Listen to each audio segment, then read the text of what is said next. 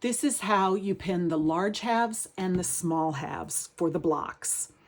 All right, so pinning, when you're pinning the curves, there's just a couple things to keep in mind. I like to pin on a pressing surface. You can finger press this for sure. I like to just use a hot iron. It's just all personal preference, whatever you want to do. Okay, the large halves and the small halves are done a little bit differently, so I'm going to quickly show you how to do both halves. All right, first off, you want to start, we're doing the large ones first. You want to find the midpoint on that curve. So I just either finger press or I just tap a little bit of the iron on there. You go right sides together on the arches and wrong sides together on the backgrounds. And that is so they nest together when you go to pin, which we're going to do right now. All right, so you can see I've got where I finger pressed on both these units. You always pin with the background piece on top, and I've lined those finger press marks up and pinned. Okay, now this end is very easy. You just simply align it flush, the two bottom pieces flush, and pin. Okay, so now for the points, you need to offset them by 1/4 inch, and that creates a little V up in there. And you want that V to be exactly 1/4, or you want that little triangle that's made to be exactly 1/4 inch wide.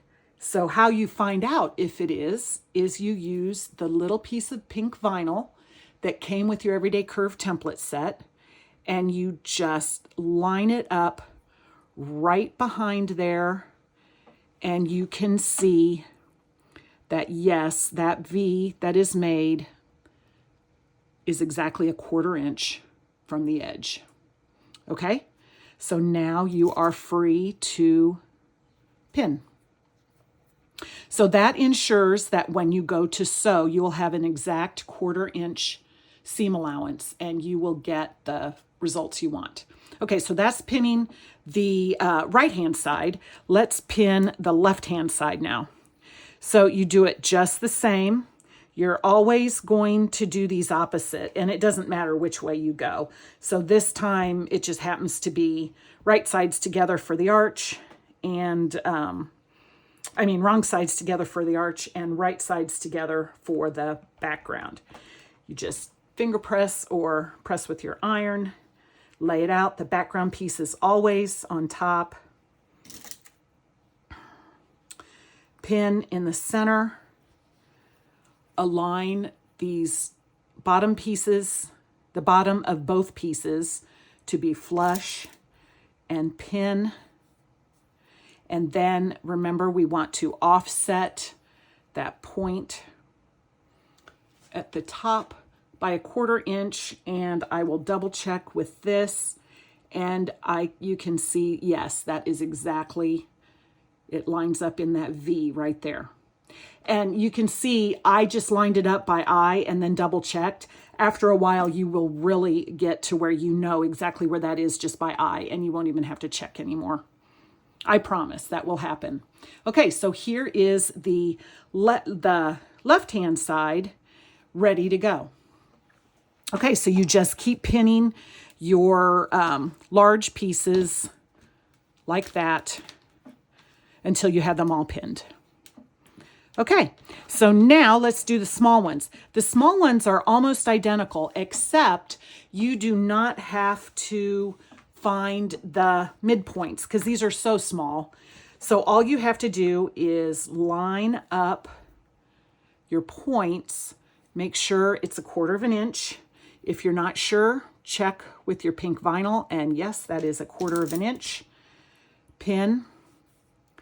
And then on the other end, you're going to align them, the bottoms of both pieces, flush, and pin like that.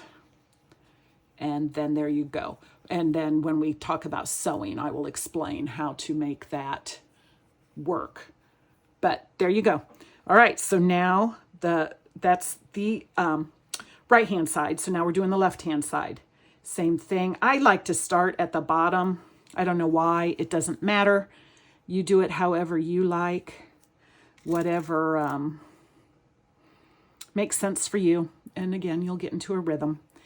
All right, so now we'll do the point again, eyeballing that 1/4 inch using the pink vinyl strip to check, and it's a little bit shy, so I will adjust, and there we go, perfection.